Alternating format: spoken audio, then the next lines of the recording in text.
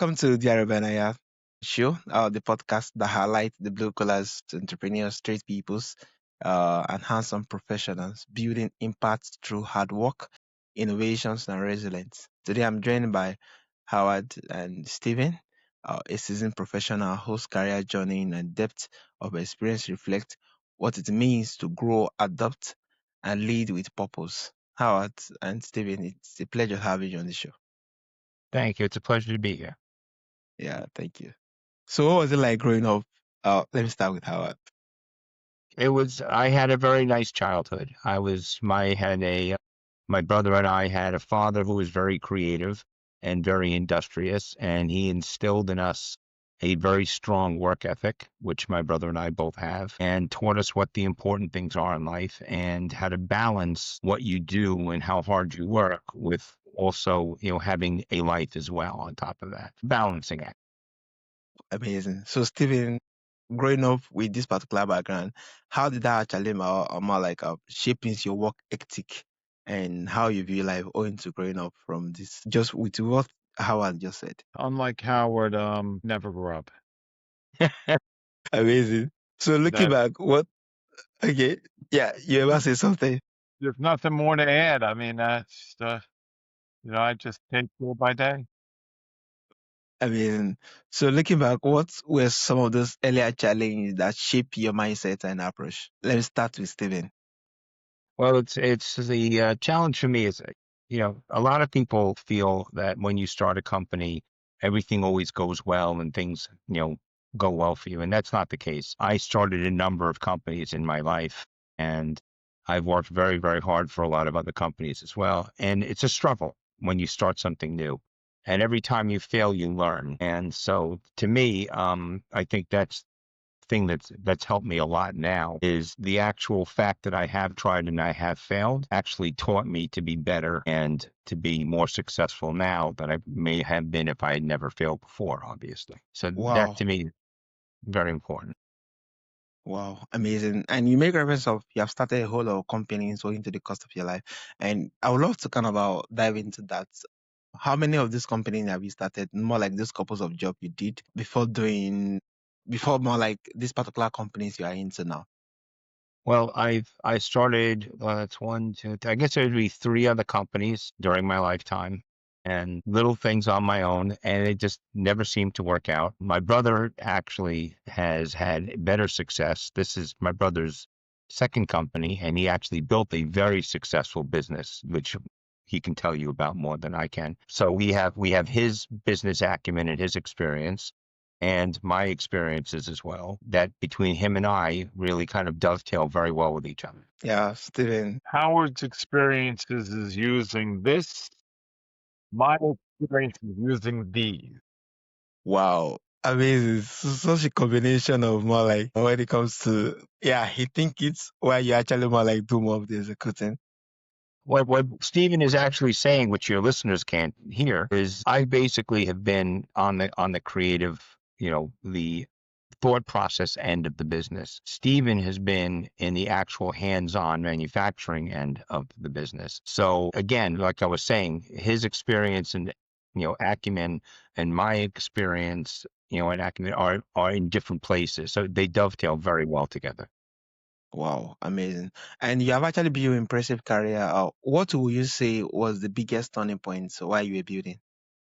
Of the current business? Well, I would say right now we're going through the biggest turning point. I think Stephen would agree. We are changing our focus from straight internet sales and moving to retail. That is our biggest change that we've made. You have to eventually realize that when you're doing something for a period of time and you're not seeing the growth that you expect, you need to make a change. And that's what we're going through right now. Wow, amazing, amazing. So, what principle or philosophy that has guided you through your journey while you were creating various companies and especially this particular one you are into? Well, for me, and then I'll let Stephen answer as well, the thing that is the most important to me is trying to make people's lives easier and better. There's no point in coming up with something new and delivering a product if it's either more difficult to use than the one you're replacing or doesn't do as much as the one you're replacing. You have to do more and it has to be simpler. So that's really the guiding principle of how I look at the world. It always has to be easy. It always has to be better than what I'm replacing. And if I can make it environmentally friendly, if I can make it better for people for their health and safety, Mm. that's icing on the cake. So and Wow. I'll give Stephen take Amazing. you know Making things better. So, Stephen, what's your philosophy in terms of guide you through your journey? Howard was just talking about is called pivoting. When you have a company and you're going one direction and you pivot into the other direction. We've come a long way as finding out not anymore about how to develop the product. It's more about how to make the public aware that product is available for them and what it does. It's we're growing a brand, and growing a brand takes time, so it's challenging. When you think that you're doing everything you can to expose people to your product, and then you meet people who say, I have no idea what you're talking about. What is that? What does it do? You have this? And it's very surprising to me that it takes this long to grow a brand. But maybe I'm just silly because I grew my brand of my main company I've owned 24 years. So I guess I shouldn't be too surprised. Wow. Wow. Amazing. Amazing. So, how do you define success now compared to when you actually started out? Well, right now, for me, success would be bringing the brand into retail, getting the volume of sales that we need in order to be able to put it differently. When you start something and you're building a product, your initial sales are actually cost you more than what you can sell the price, the unit for. It's just a fact. And as you progress and your volume increases, you're able to bring the cost of your product down to the point where it actually makes money for the company. And if you can't make money for the company, obviously you don't have a company for very long.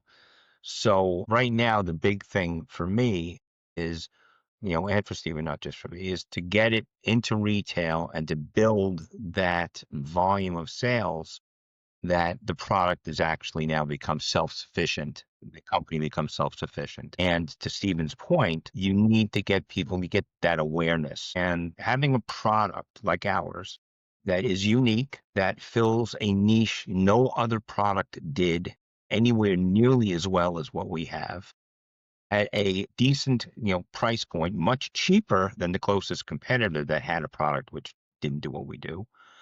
And people still don't know about it. It's getting that word out there is much, much more difficult than we anticipated.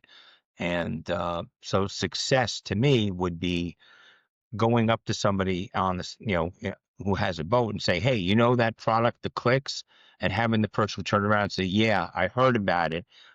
Whether they've used it or not, the fact that they've heard about it is that first hurdle. You got to get there.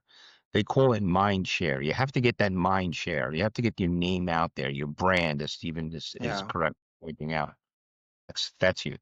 Amazing. Amazing. So, Stephen, how do you define success from your own point of view? How do I define success? Yeah. Success is not always what you think it is. People think that success is having a lot of money, and that's part of it. But success is winning an innovation award, an international innovation award for a product that you just made. That's success. Success is building a brand that most people recognize and desire. That's success. Success is getting goals that you set for yourself behind you and making new goals. So it's not necessarily getting to the end, the finish line, and running across the ribbon that cuts. There are little successes all along the way. The big success is to exit. That's most entrepreneurs build the product, build the brand to one day exit, whether they're young, middle aged, or elderly. You don't stay forever. So there's an end game somewhere. But There's a lot of successes that you have along the way.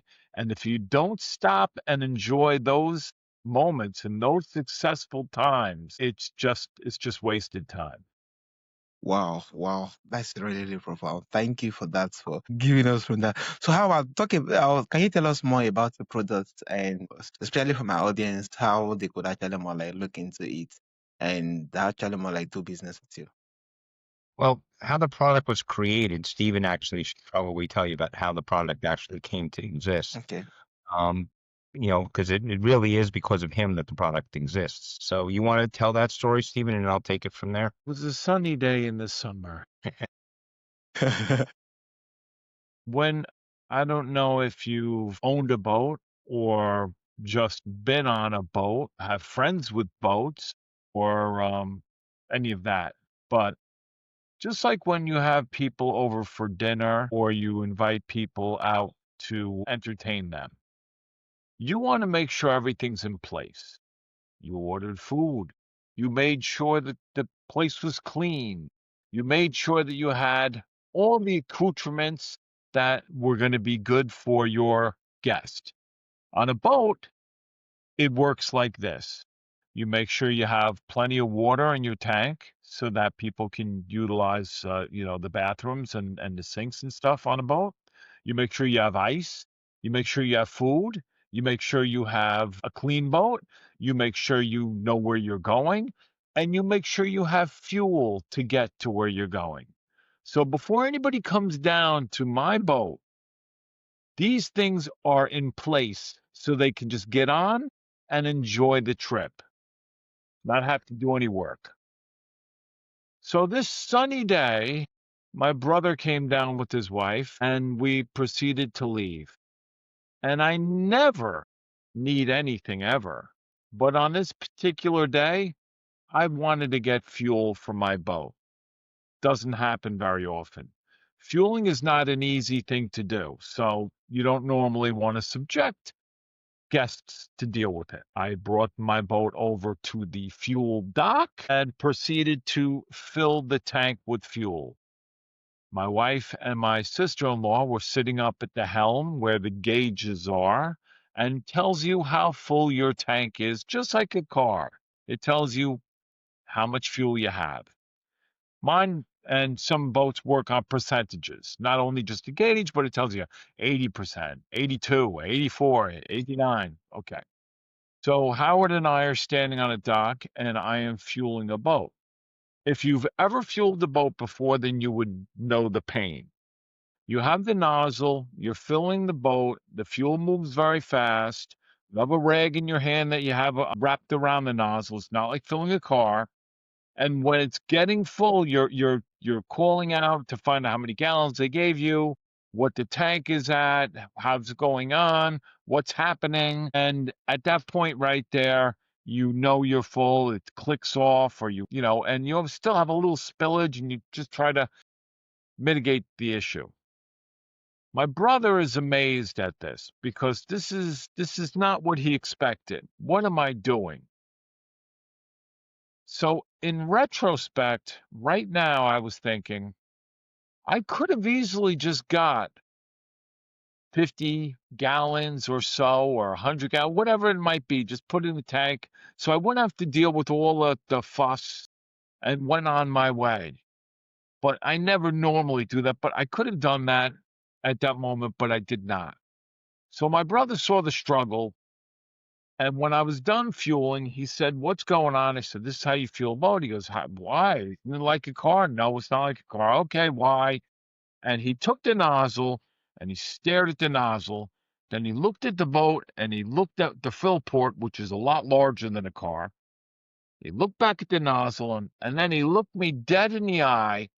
And I'm just puzzled. What is he doing? And he says to me, "We can fix this." For a second, I'm thinking, what is he talking about?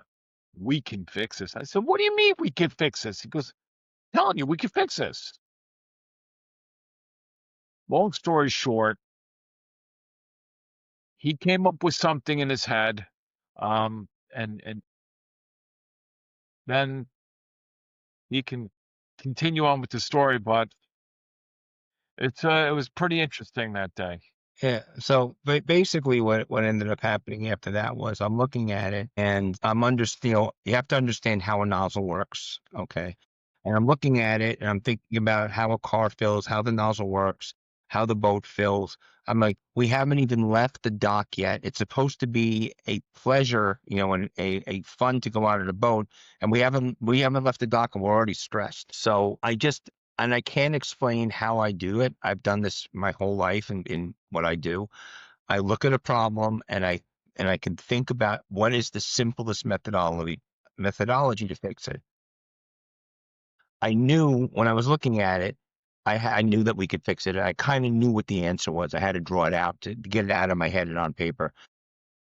Stephen was saying they've been trying to fix this for 75 years. You're not going to be able to fix it. But I knew in my heart, I knew I could. I drew it. I gave it to Stephen. And to make a very, very long story short, we've already made it longer than we needed to. I made 3D prints of my design. Stephen drew them for me. I took them to a guy I knew. I had 3D prints made in the correct material that I knew it had to be made in. And the first one didn't work. The second one did. And it's been working ever since. So that's how the product came to be. It was really that quick. It was 2 weeks. That's all it took for me to get from the idea on the dock with Stephen to a sample that actually worked. And we were in mass production in 3 months after that. So it Wow. was a very fast process. I happen to be very fortunate that I've worked in manufacturing my whole life. And I know I can get pretty much anything made faster than most people. So that's how it happened. We went to the IBEX show in 2024. You have to have a product on the market. We got our packaging literally the week before the IBEX show. That's how Wow. close it was. And we went in, and to Stephen's point before, we won their Innovation Award for the year 2024. Wow. That's an international award. The International Award, yes. So, and it was quite a fit. We were basically these two little pipsqueaks in this very, very big room full of a lot of very important and very big companies, and we won. So, talk Wow. about success. That's success. Whatever else Wow. happened, Amazing. That was really, really amazing. Is the fact that, more like you were able to kind of watching Steven filling the tank, you were able to see a problem, and you actually more like brought up an idea of what could be done differently, and you were able to kind of stay true to it, despite the trials and errors that need to be done before the perfect shape could actually more like come into being. It really, really shows resilience and the fact that you're able to bring it into being. Not just bring it into being, you make business out of it, which is really, really pretty amazing, I must say. the sample that we made that we tested on my brother's boat 2 weeks after that first day is almost exactly what you see today in that packaging. It has basically not changed almost at all. It came out of that design, and it worked. That's it. It worked.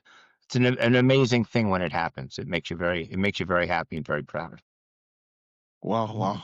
Amazing, amazing. Because I think before this particular interview, I was trying to kind of do my research on the product, and I think from the email I got, I couldn't have more like a blueprint, but just hearing you sharing it and how more like lovely how the origin story starts from it.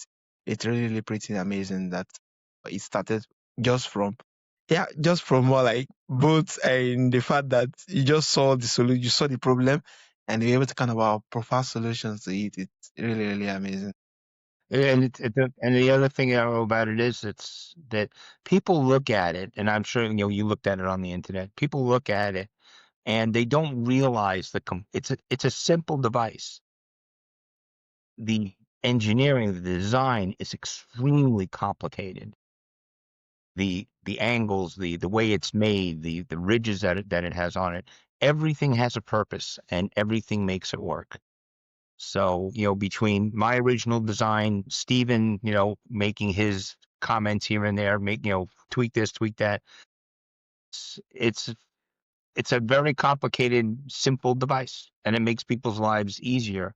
And it's biodegradable, and it's anti-static, so it has, it's a safety thing. Also, you don't get fuel on you. Fuel is carcinogenic, so it has all of those things that I was talking to you about that are important.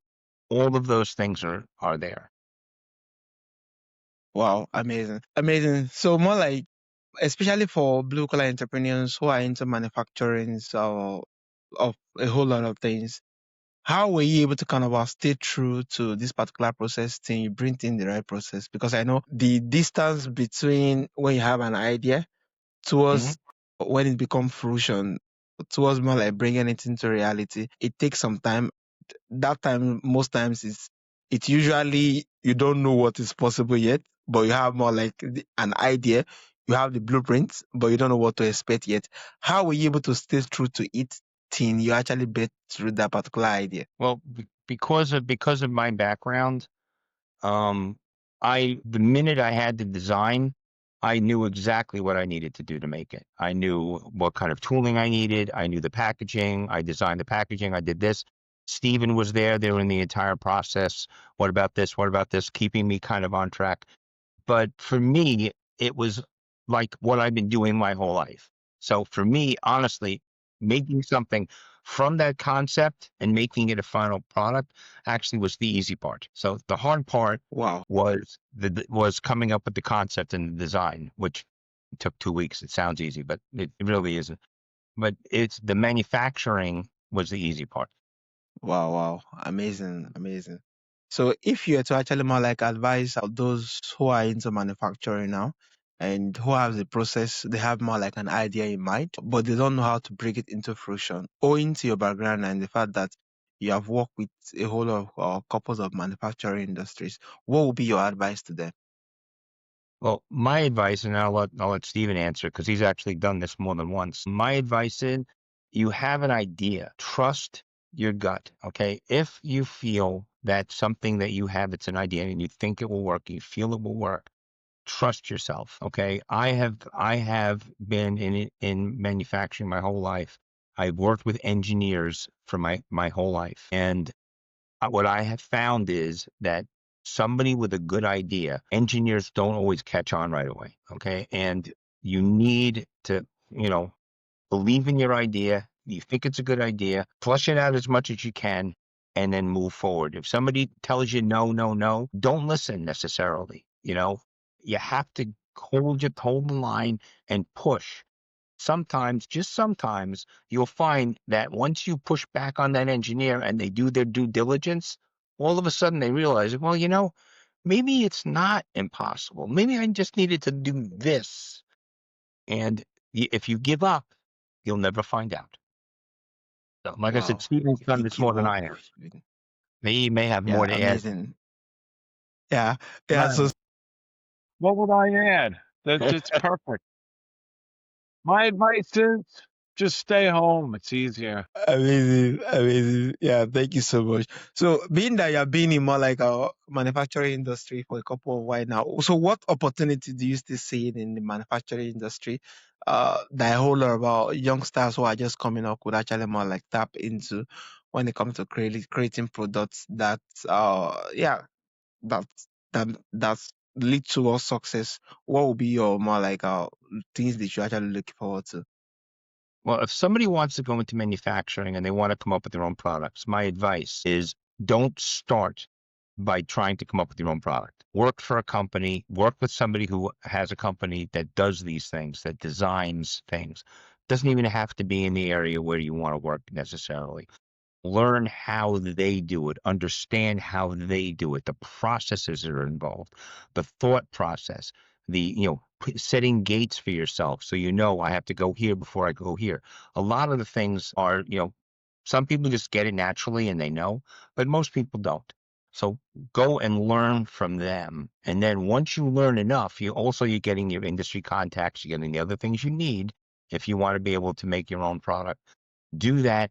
Only then, when you are comfortable, then start doing your own product. Don't necessarily do it out of the gate because your chances of success are much less.